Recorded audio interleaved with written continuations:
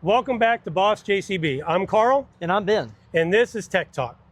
So this afternoon, we're going to be talking to you about this right side of the machine, underneath and around the boom.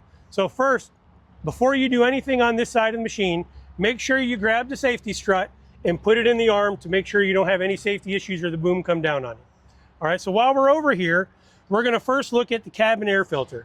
Cabin air filter is huge. We're in Texas. I don't like to work in the heat. I sure in the heck don't want to work in a vehicle while it's 150 degrees inside that cabin. So we have to have a functional air conditioner. Ben, how often do we need to be checking that air filter? Well, the op manual suggests 500 hours. Could be really dusty conditions. You might have to do that more often. Yep, I agree. So depending on the conditions, you may want to do that, geez, weekly if you need to. Absolutely. But with that, it's got 5 10-millimeter bolts on it. You remove those bolts, and I've already taken 4 of them out.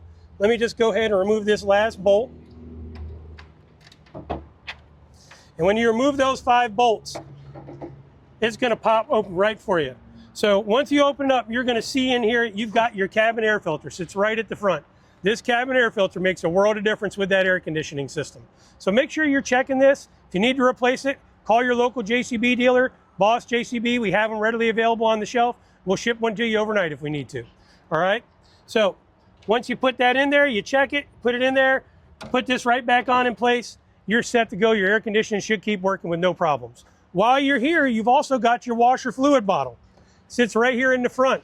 It's a little separated from the rest of the daily and operator checks, but all you're going to do is you're going to open this up.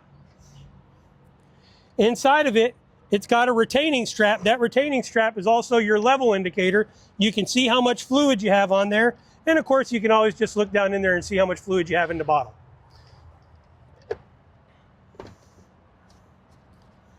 We have our diesel fuel right here, filler cap, lockable.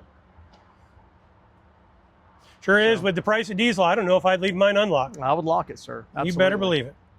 And that's what we have over on this side of the machine for serviceable components. Thank you, Ben. Thank you, Carl.